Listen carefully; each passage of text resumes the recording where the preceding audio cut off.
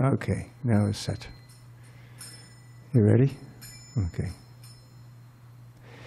Jaya Radha Madhava Kunja Bihari Madhava Kunja Bihari Jaya Radha Madhava Kunja Bihari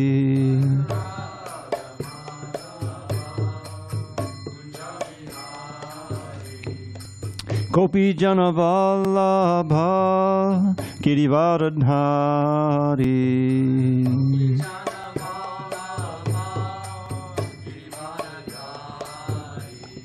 Gopi Jana Vallabha Girivardhari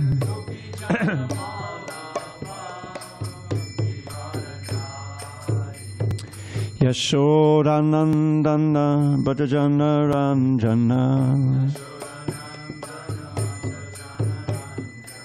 Yashodanandana Bhajana Ranjana Yamuna Tira Vanachari Yamuna Tira Vanachari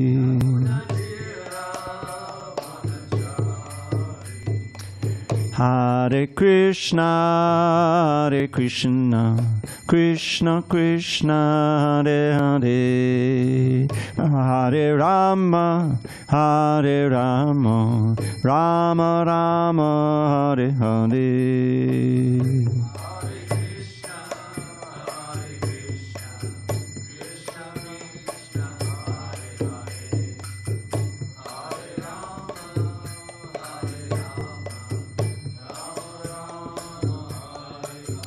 Hare Krishna, Hare Krishna, Krishna Krishna, Hare Hare, Hare Rama, Hare Rama, Rama Rama, Hare Hare.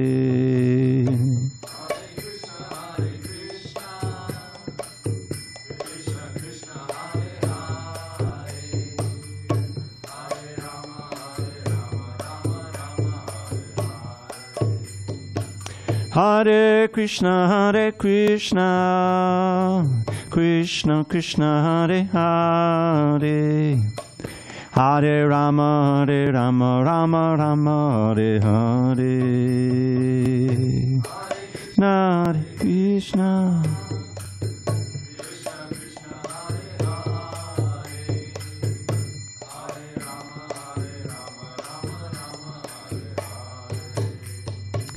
Jaya Radha Madhava Kunja Bihari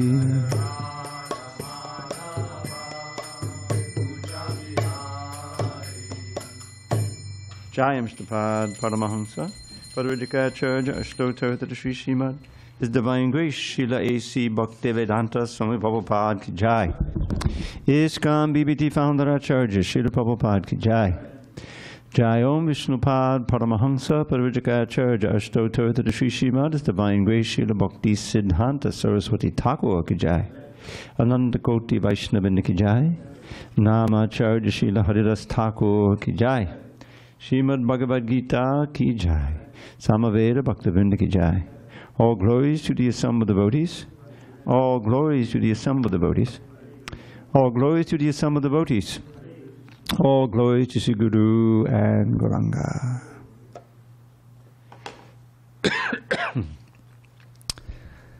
Hope my voice holds out. Om Namo Bhagavate Vasudevaya. Om Namo Bhagavate Vasudevaya. Om Namo Bhagavate Vasudevaya.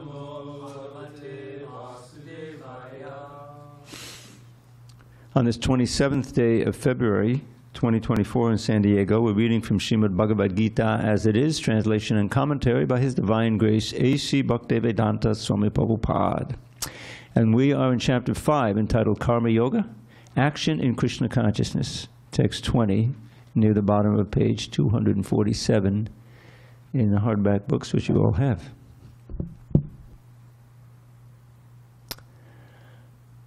Na parishyet priyam prapya nodvijet prapya chapriyam stira buddhir asammudho brahma vid brahmani stitaha na parishyet priyam prapya nodvijet prapya chapriyam stira buddhir asammudho brahmavid brahmani stitaha. Time out. Can we help you? I'm sorry? You missed the singing? You're listening. Okay. If you want, you can have a seat. You can sit at the end there.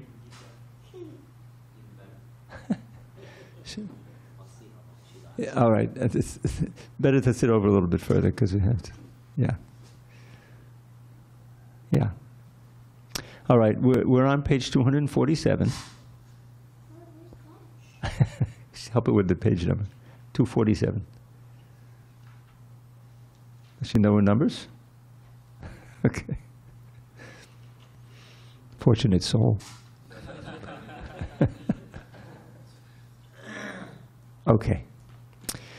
All right, so we'll continue chanting. Top of page 247.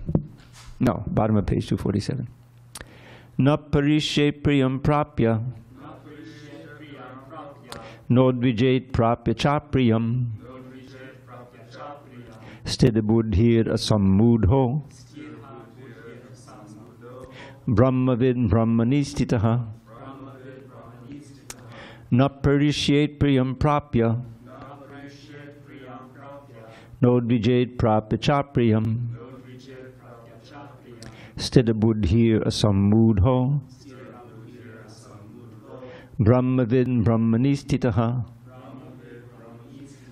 Okay, before you chant, one note. There's no S sound in Sanskrit. It's A, like in Hare. So it's parishyet, priyam prapya, nodvijet prapya chapriyam. The tendency is in nodvijet, but it's not. There's no E in Sanskrit. You know, A, as in Hare. Yeah, the E. Okay, you're on, David.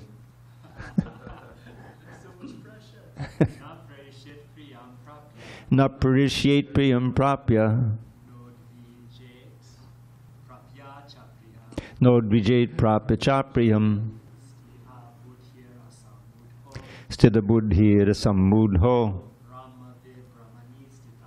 brahmavid brahmani stitaha. Chad.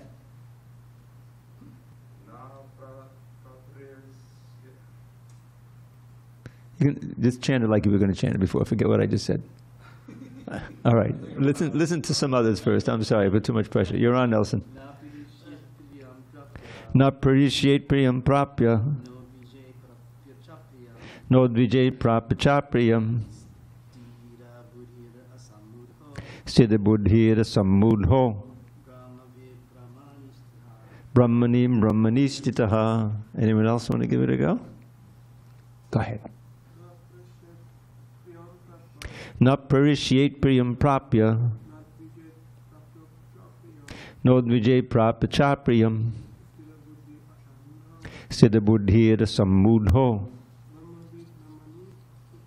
brahmavid brahmani stitaha. You want to try?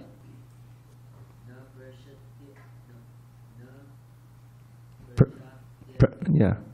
Parishyet. Na parishyet priyam prapya nodvijet prapya chapriyam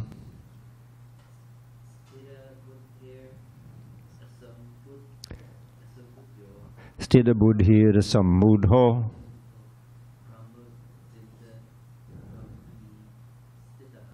brahmanim brahmani stitaha. Anyone online? Okay, I'll read the synonyms. Na, never. Parishyet, and rejoices, priyam, the pleasant, prapya, achieving. Na, does not, udvijate, become agitated, prapya, obtaining, cha, also, apriyam, the unpleasant. Stira buddhi, self-intelligent, asammudha, unbewildered, brahmavid, one who knows the Supreme perfectly. Brahmani, in the transcendence, stitaha, situated. Translation. Krishna says to Arjuna, a person who neither rejoices upon achieving something pleasant, nor laments upon obtaining something unpleasant, who is self-intelligent, who is unbewildered, and who knows the science of God, is already situated in transcendence. Purport. Purport. The symptoms of the self-realized person are given herein. The first symptom is that he is not illusioned by the false identification of the body with his true self. He knows perfectly well that he is not this body, but is the fragmental portion of the Supreme Personality of Godhead. He is therefore not joyful in achieving something, nor does he lament in losing anything which is related to his body. This steadiness of mind is called sthita buddhi, or self-intelligence. He is therefore never bewildered by mistaking the gross body for the soul, nor does he accept the body as permanent and disregard the existence of the soul. This knowledge elevates him to the station of knowing the complete science of the absolute truth, namely Brahman, Paramatma, and Bhagavan. He thus knows his constitutional position perfectly well, without falsely trying to become one with the Supreme in all respects. This is called Brahman realization, or self-realization. Such steady consciousness is called Krishna consciousness. Om Jnana Timirandasya Jnanandana Shalakaya Chakshur Unmilitam Mena Tasmai Shri Gurave Namaha. I was born in the darkest of ignorance, but my spiritual master, Srila Prabhupada, opened my eyes with the torchlight of knowledge. I offer my humble obeisance unto him and all members of Sri Parampara. So we discussed this yesterday, and that is the importance in the process of trying to progress spiritually, to come to the point of equipoise. Prabhupada uses that word a lot, especially in the early chapters. And what it means is that becoming more imperturbable from the usual things that will send you for a loop, either positive or negative, meaning material attachments, attractions to try to enjoy something that has nothing to do with Krishna consciousness, that's just titillation of the senses, or being disturbed, someone insults you, or a million different things can happen that disturb your mind. And you can be traumatized to such a degree that you have what we call PTSD. It can be severe, or it can be less severe. But when you start carrying around these grudges and these anxieties, you know, this is the perfect way to never really be at peace of mind. Now, why is that so important?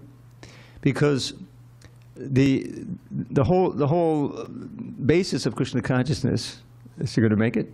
I think, yeah, I know, it's very intellectual, isn't it? Okay, Haribo. The idea is that, you know, as spirit, we not really get affected as pure spirit by all of these. Hare Krishna, thank you for coming. That's to your eternal benefit, those 5 minutes.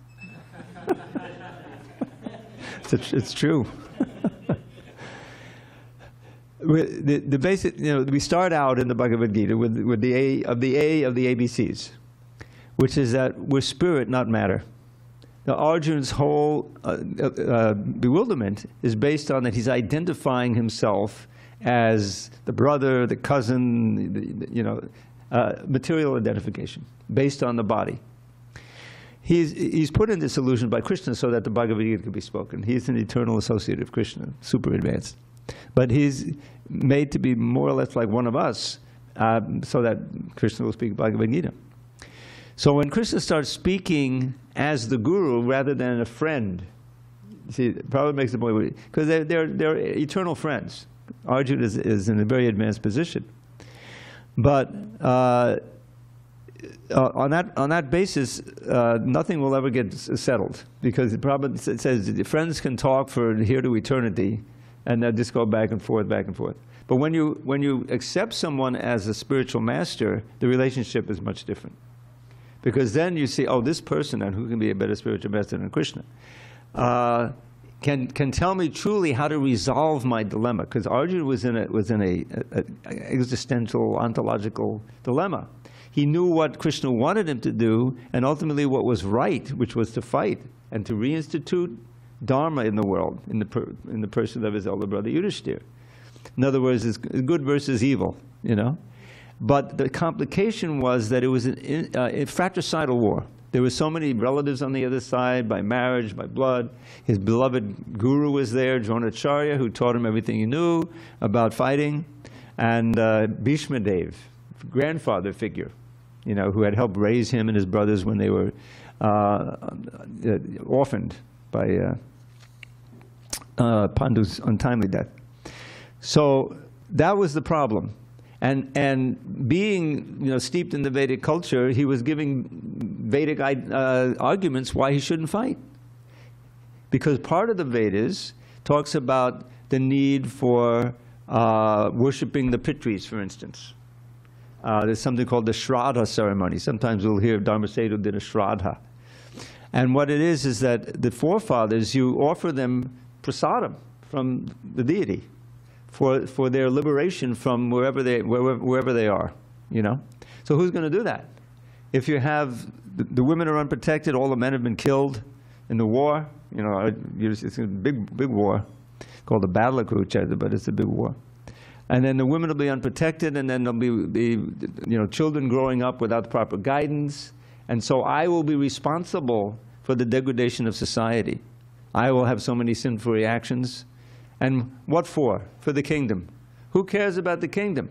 The other argument was, if I win the battle, assuming you know, we're victorious, then all these friends and relatives will be killed. The spoils will be soaked with their blood. What kind of victory is that? Better I go off, I'll go off to the forest and become a mendicant and just beg, you know. But he wasn't suited for that. So he's in his dilemma. He drops his bow, sits down on the chariot. The last thing you want to do before the battle, he's supposed to stand up with the arrows. He drops the bow, sits down. Govinda, I shall not fight. You know, that sets up the beginning of the second chapter. So then Krishna, he doesn't speak as the guru. He doesn't speak as God. He's speaking as the charioteer. He says, how has this weakness come upon you? Those who have revered your prowess, you know, will think that you just left the battlefield out of cowardice. They're not going to know all of these arguments. And for one who's been honored, dishonor is worse than death. This is a famous line in one of the verses there. So he's basically speaking to him on all the material reasons why he should fight. He's not teaching him yet, you know, because he's not in the guru position. He's just a friend and the charioteer, you know. So then finally Arjuna, he has this verse, which I often refer to. It's a turning point in the Gita. And it's really a verse that we should meditate on, because we have to take this attitude also to solve our existential problems. The whole Krishna consciousness is meant to solve all your problems that you can have and end your sojourn in this material world. No more birth, death, old age, and disease. So he says, Karpan nidosho pahata swabhava prichami tvam dharma samudacheta yak shreyak syanishtitam bruhitam me shishyasteham shardimam tvam papannam. A whole change takes place there. He says, by this miserly weakness and all this confusion, I've lost my nature as a heroic fighter. That's upahata swabhava. Swabhava is your actual nature. But upahata means it's been taken away, it's been eclipsed now.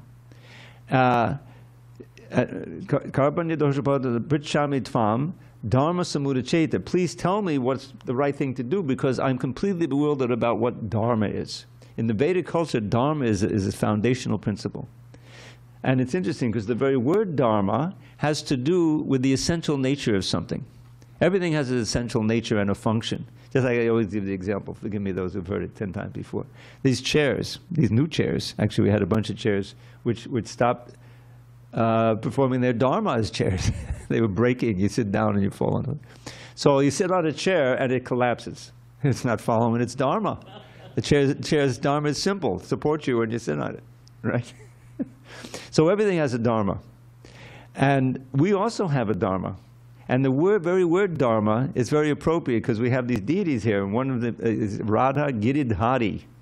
Giri means mountain, and Dhari means the uplifter. Dhari and dharma have the same root. To sustain your existence. What is this? The essential nature that sustains your existence. We have our dharma, and he's bewildered. What is my real dharma? I don't know what to do. You see? And so he's asking Krishna, now I'm surrendering to you as my guru. Tvam prapannam. Shishya, I am your shishya, your disciple. Please instruct me how I can attain the shreya. Shreya is the ultimate good in life. Not the immediate good. Prabhupada would always talk about the contrast between Shreyas and Preyas. Preyas we're very familiar with. You may not know the word, but we're familiar with the concept. What is immediately comfortable now? What do I want to do now? You know, what will bring me pleasure now? Oh, let me go to the bar. Yeah, I had a good time there last night. So, okay. In other words, you're not thinking about tomorrow. You're not thinking about ruining your liver from too much drinking. You know, you think, oh, how can I just be happy now? That's preyas. But that's more or less animalistic life. That is not human life. Because animals, they run on what we call instinct. Instinct really means the super soul is giving them the text. Okay, there's the food that you know. Now here's how you get it. Boom, you run. You know, nothing philosophical. Everything just how to eat, how to defend, right? Eating, sleeping, mating, defending. We share these four things with the animals. Everyone has a way to sleep, to eat, you know, and defend and enjoy, you know. So there's a verse about that.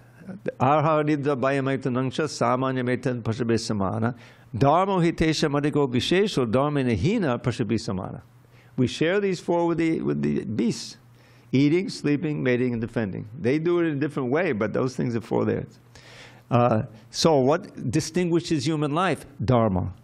Dharma hitesham adhiko vishe means the best thing is the distinguishing. Dharma nahina, without real dharma, then we're no better than polished animals.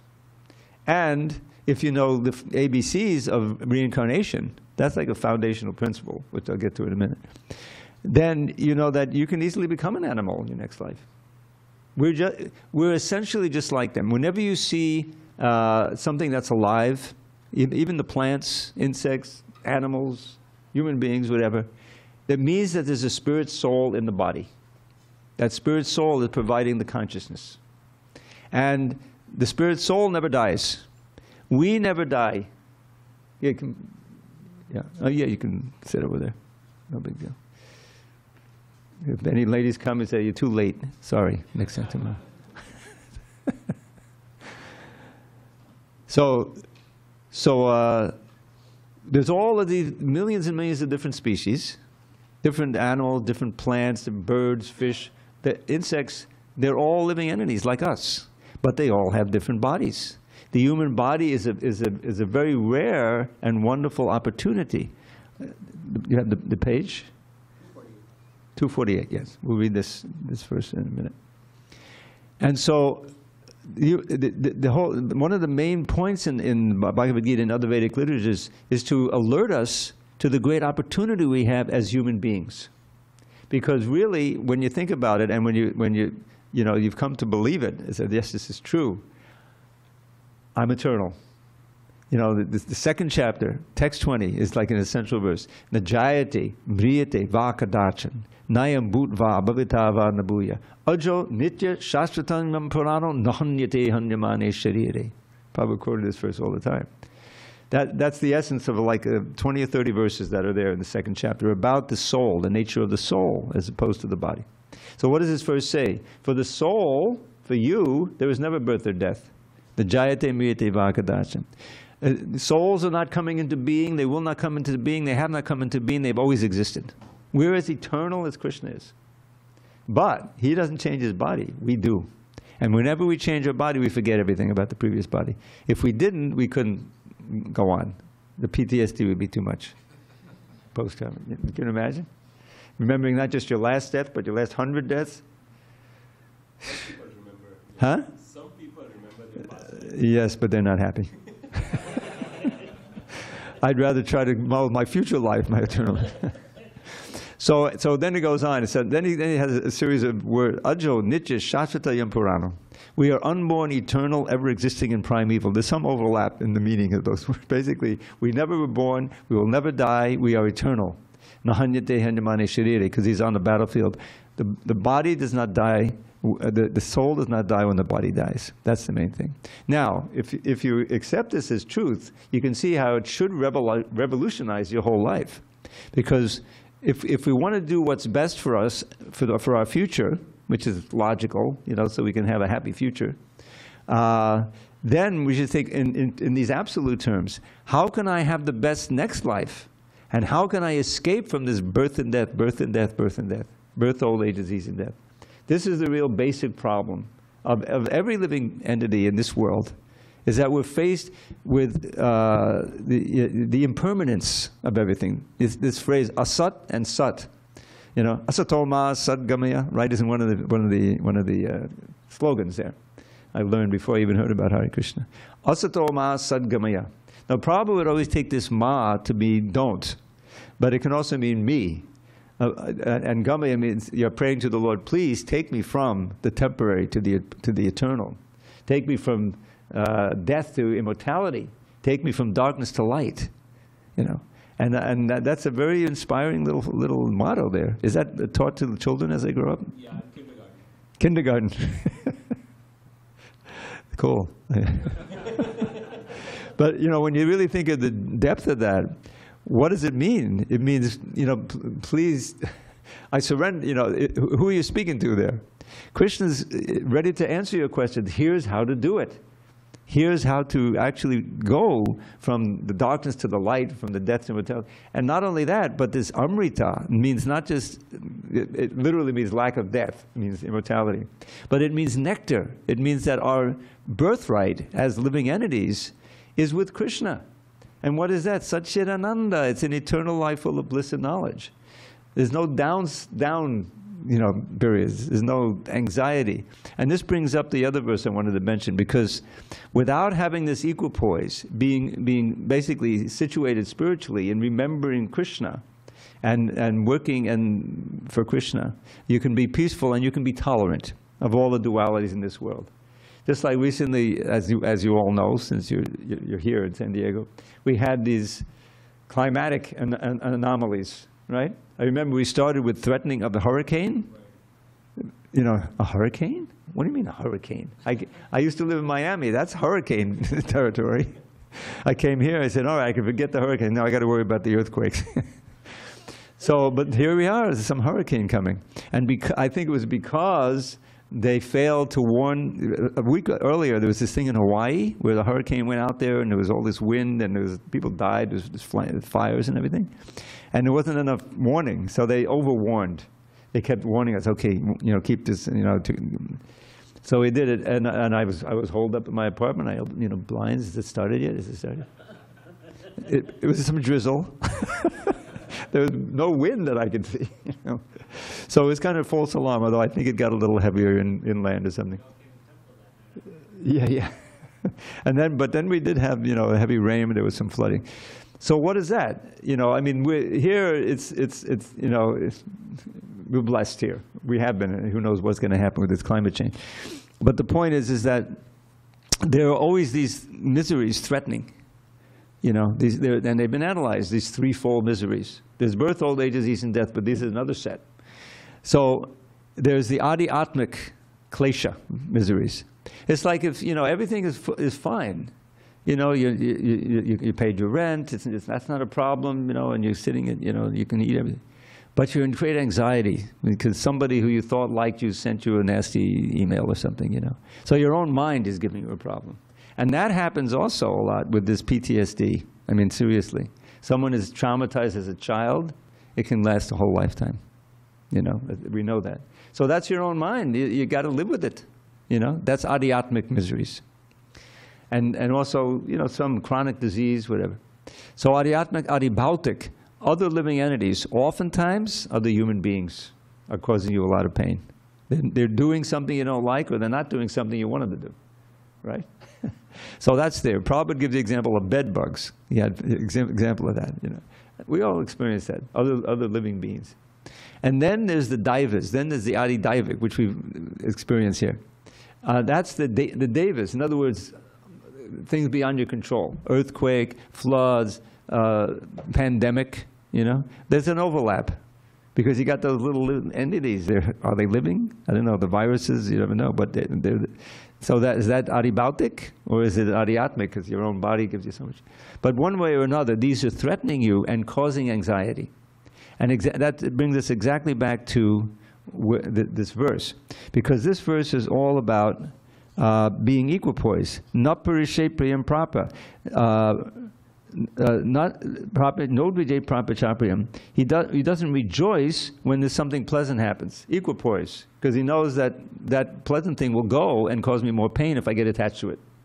So you see, you're equipoised. And then if something, a chapriyam, which is not dear, it's forced upon you, you don't get upset also. Sthira buddhir. Your intelligence is fixed and calm. Because it's fixed in the eternal. And that eternal is your eternal relationship with God. He's always there. He's everywhere. He's within us at all times. And internally. Sthira buddhir asamuda, unbewildered. This is a knower of Brahman. This is the first stage of God realization. Brahma Bhuta stage. Understanding spirit. Spirit is everywhere, that I am spirit. That there's so many changes, but I will continue my existence, you see. And so, because I know from the second chapter, I'll never die. Brahmavid Brahmanistita. Now the problem with this is that it's on kind of an intellectual level. Until you get established in relating to the Supreme Personality of Godhead, and you simply, on your understanding of who you are, and it's kind of an intellectual, this is gyan, this is knowledge. It goes a long way, but it can't take you all the way back to Godhead. It doesn't fully solve the problem, because we have spiritual beings with spiritual bodies, which are covered now. In other words, we have spiritual hands and eyes and everything else with which to engage in loving relationship with God, who has eternal beauty. You know, we all have that individual relationship, and because He's infinite, He can have a personal, individual relationship with each of us. It's not that, all right, all the those who are my friends gather, we'll have a big meeting, you know, and it's like millions and billions. No, each individual person has that relationship. You know, and that's very important. So that will come. Now he's talking about Brahmavid, which is Brahman, understanding I am spirit. Thank you. I don't know who turned that heat on. Anyway, it was me. So understanding Brahman, this is the first stage in God realization. Brahman, Paramatma, and Bhagavan. Brahman is the famous white light, which is pure spirit, and it's all pervasive. We can't see it now with our spirit, with our material eyes, but we're part of that Brahman, and so that's a foundational understanding. But ultimately, we have to go beyond that to the localized manifestation, which is the super soul, the Paramatma. That's in every one of our hearts. We're not alone. There's the individual soul and the super soul. Now, what does the super soul do? It describes in Bhagavad Gita. It's all there.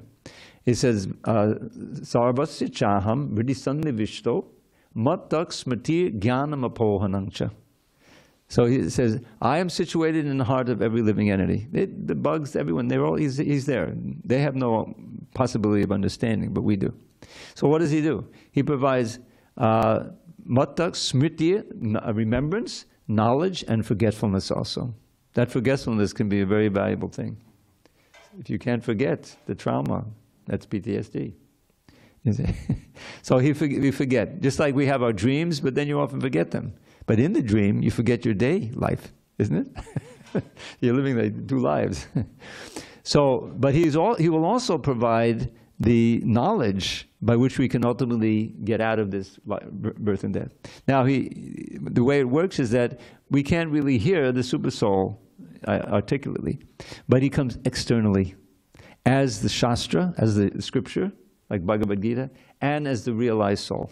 The purports here are written by our founder Acharya, Srila Prabhupada, who is realized, means that he's in direct communion with Krishna. And he's giving us these purports in such a way that we as Westerners can understand. You know, and Prabhupada made the point, he was so anxious to get this book printed. I've been working on the book since 50 years, since 1973 actually, more than 50 years. And I know how difficult it was to bring these books out. Prabhupada's traveling all over the world. He's trying to run this, you know, he's in his early and mid-70s. Health isn't that great, but the only time he found to write the books, middle of the night. He would get up at 12, everyone's sleeping, you know, he doesn't have to solve any problems. And he could sit and dictate. He would dictate the books. It's faster that way. But then you have your transcribers. They may not be able to understand the accent. The first transcribers know Sanskrit, so all of those Sanskrit verses that we now have were little blanks that we had to try to find out, you know. Now it's really advanced. If you talk, it will write for you. Yeah, but if you chant a Sanskrit verse, it doesn't get out. Yeah, in those days it was very crude. But the point is, it was a big struggle. But Prabhupada was able to reveal the actual meaning, what Krishna is, you know, is saying. And so, how can we become equipoised? That was the whole point of this verse. By learning the art of molding our life in such a way so we're always in connection with Krishna. And it all begins with the sound. It all begins with sound. These verses themselves are mantras. They can be chanted again and again. And probably only in this Gita. I'm telling you, I read the Bhagavad Gita before I even heard about Hare Krishna. It was a little paperback book because there was no Sanskrit. There was no purports. You know, it was just a translation. 700 sentences. How big is that? You know. And after I read it, I don't know what to do, what to make of it. It's pretty far out, you know. Now let me go read the Tibetan Book of the Dead. That's next on my list, right? That was the time, the 60s. You read that. Siddhartha, I got to read that one. But you know, Prabhupada, when you read these books, you get the sense. The main thing that comes out, one of the things that comes out, there's no doubt here. It's not like he says it could be this way. This one says it's this way, but you know, no, because he's living it. He's actually getting inspiration from Krishna directly, how to explain. And so when we read Prabhupada's books, this Bhagavad Gita beginning, we're actually associating with Srila Prabhupada in the most important way, listening. Just like Arjuna, he's on the chariot listening to Krishna and asking questions. So we're also listening to Srila Prabhupada. And we can ask questions from those more experienced, or just keep reading and you'll probably be answered. So how to get this asamudho sthirabuddhist equipoise in life? This is an important foundation for the practice of Krishna consciousness. Yeah. We need a mic. You got? Yeah, we have some constituents. How many are online? 18. There are more online there, right here. Go ahead. What's the relationship? You have to make it till it lights. What's the relationship between sthira and dhira? Sthira and dhira. Well, they are related. Sthira has to do with, what does sthira means? Self-intelligent. Well, that's the sthira buddhi. See, the buddhi is the intelligence. So sthira means controlled, fixed. Dhira also means that also, but it also means more internally imperturbable and thoughtful. That word dhira comes in at the beginning of his instructions when Krishna says, Dehinosmin yata dehe komaram yovanam jada tata dehananapades dhiras tatranamuviri. Dhiras tatranamuviri. So he's telling Arjuna, because Arjuna doesn't want to kill all his friends and relatives. So he's saying, nobody's going to die. You know, just as a child, as a soul is born, and then he goes through childhood and youth and old age, and then passes another body at death. And one who is dhira is not bewildered by such a change. So, you know, for a long time, before we had revised this book in 1983, I was convinced that dhira is the soul in the body dying. He says, all right, I'm cool. You know, I know I'm going to go into another body. No, he's talking to Arjuna, you don't be disturbed. Because Arjuna is disturbed that all these others are going to be killed and I'll be killing them, you see? So that deer is Arjun.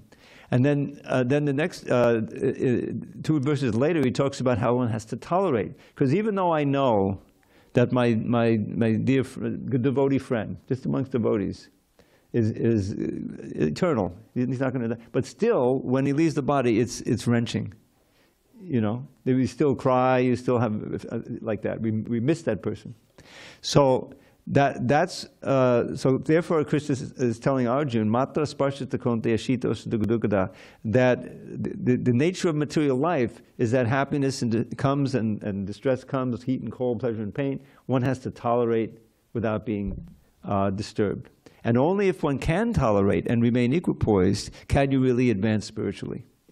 And this brings up this verse of Prahlad Maharaj, because in the morning we're studying Prahlad, who's a great devotee. He's only 5 years old, but he has learned, he was taught the science of bhakti in the womb by one of the greatest preachers, Narada Muni.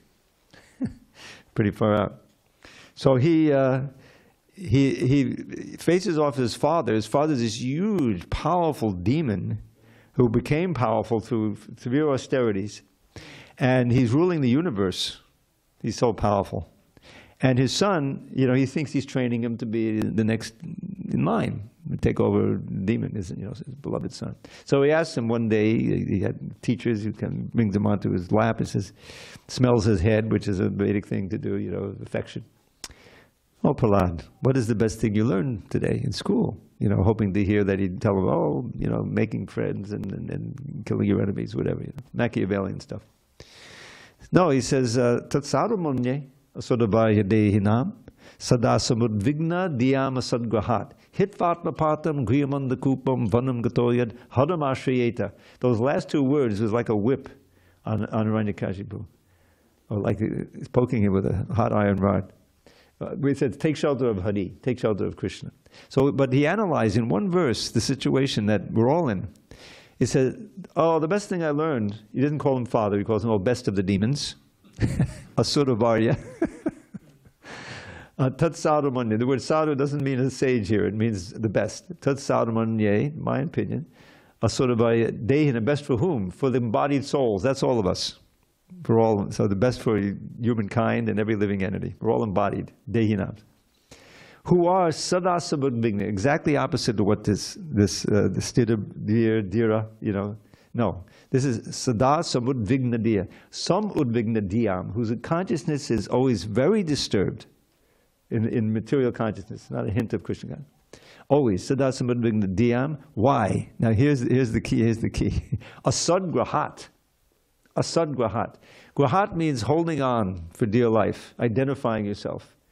The example I always give, you've heard it before, we're right near the ocean, so there's so many, you see you walk around and people have these boats in the backyard, they go out, they take them out, So they're recreational, Okay.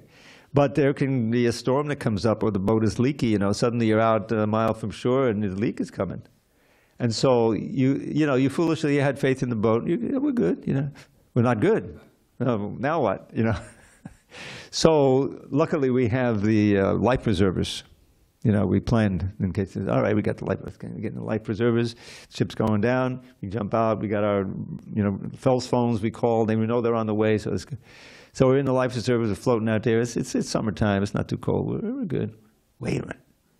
The life preserver has got a hole in it. I'm going down. So now you're panicking. Because it's exactly like asat grahat. You're holding on to that which is asat. I mean, it's changing. It's faulty. It's not. Sat is eternal. We are sat.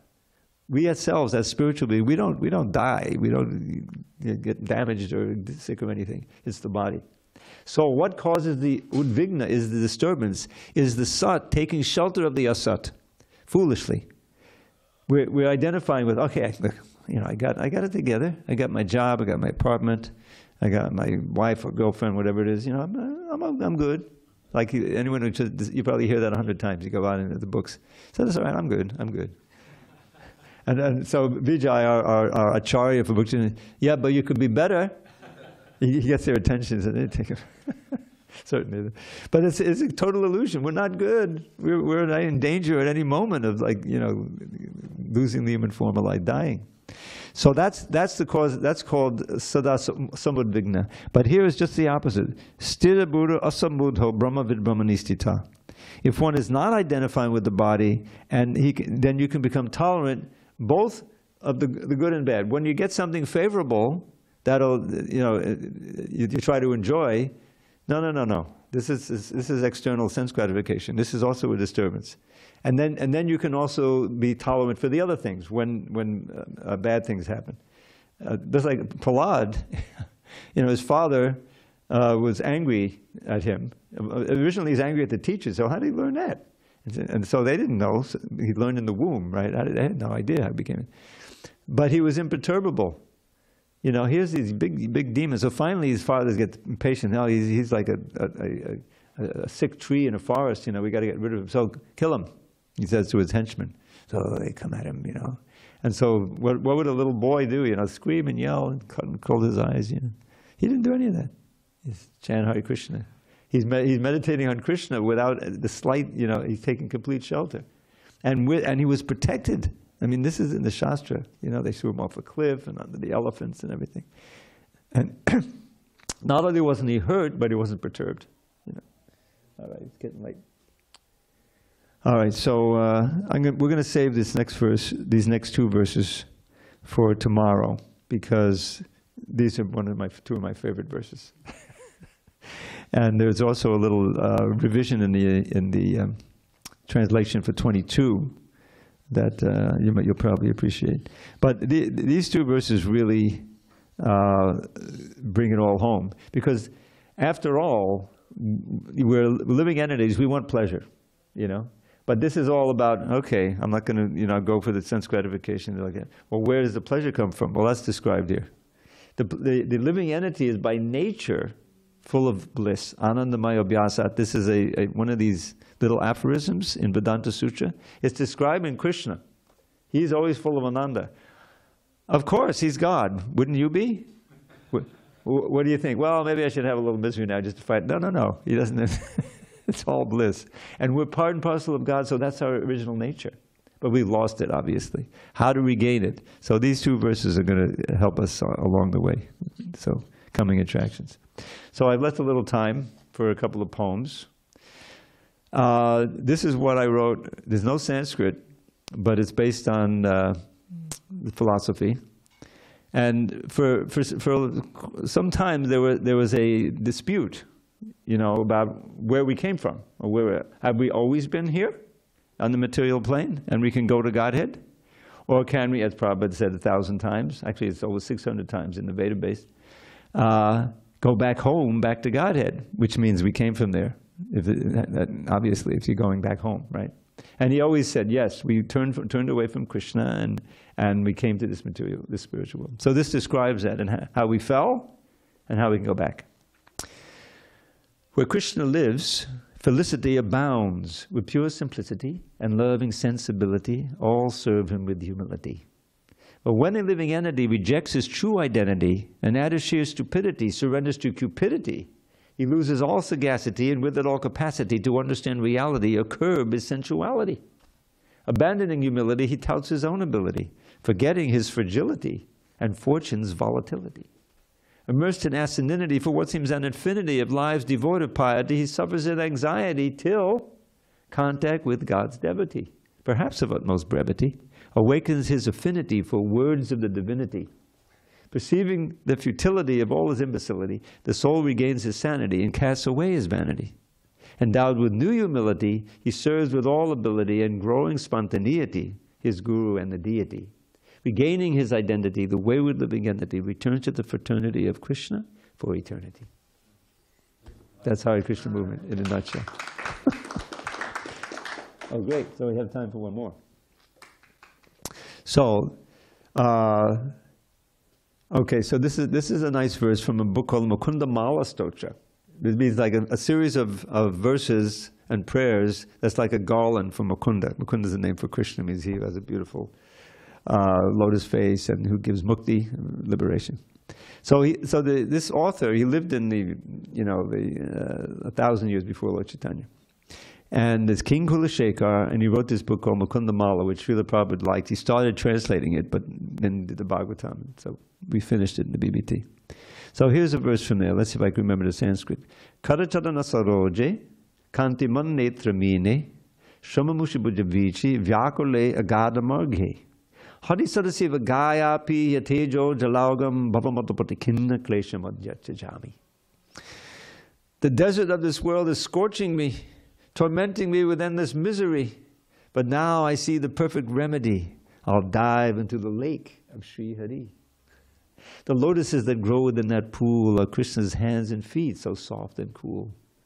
The fish there are his eyes, which ridicule a pair of most exquisite, brilliant jewels. His arms with graceful motions ever make delightful waves in that unfathomed lake. Its water is his splendor. Let me take deep draughts of it, my burning thirst to slake. If you want quick relief from misery and wish to gain perfection easily, then take to heart my easy remedy and dive into the lake of Srihari. Okay, we have time for a couple of little ones, another more. So this is a prayer. This is a verse by Rupa Goswami, who's written so many wonderful. I have recordings of them. If you're interested, you can. I'll give you them for free. So he's praying to have the face, the beautiful lotus face of Krishna, eternally grow in the lake of his heart.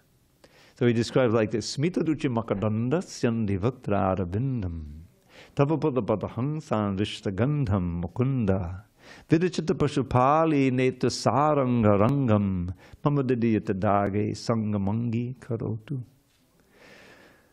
From the lotus of your face, dear Lord, trickles forth the luscious nectar of the beauty of your smile. Your exalted devotees, great swans, seek the fragrance of that lotus which does there their hearts beguile. Your beloved gopis' eyes, mad bees, taste the most exquisite pleasure in that lotus of your face. O my dear Mukunda Dev, I pray, may the lake of my poor heart be by that lotus ever graced. Hare Krishna. Okay, here's one that's a little bracing, okay?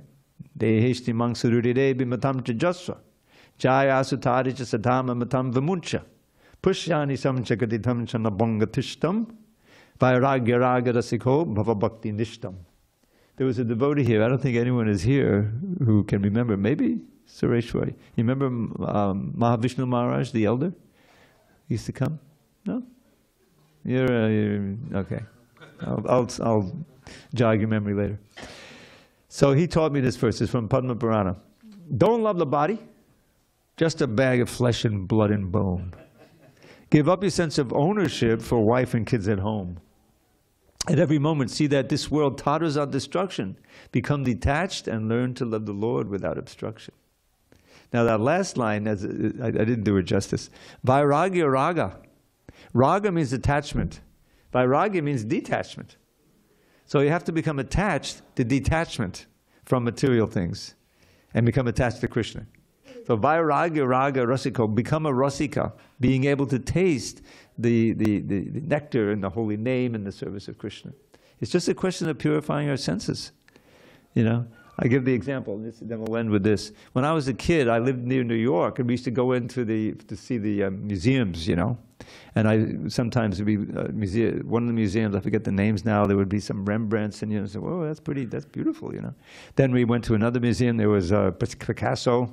There was this one painting called Guernica. Does anyone know that? It was about the war. He's painting the village getting, huh? Oh, yeah, you know, yeah. MoMA, right, the Museum of Modern Art. So anyway, but I didn't really know much about it. I was just a kid, you know, 13, 14, 15. Oh, this looks really nice, you know, this is it.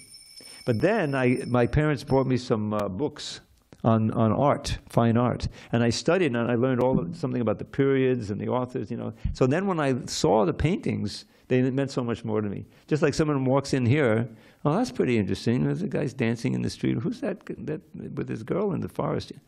That's Lord Ram and Sita, that's Lord Chaitanya. If you know these things, it means something. Prabhupada would see these paintings and he would say they're like windows to the spiritual world. He would see the actual event in the painting. You know, that's pure knowledge. So how much you know and you experience, then you experience Krishna consciousness differently. And then at a certain point, everything becomes pure nectar. You know, and it's not dependent on age or anything like that. You know? Okay, so let's adjourn, and we'll have a little kirtan. My good friend Ram Vilas will lead the kirtan. There he is. Hare Krishna.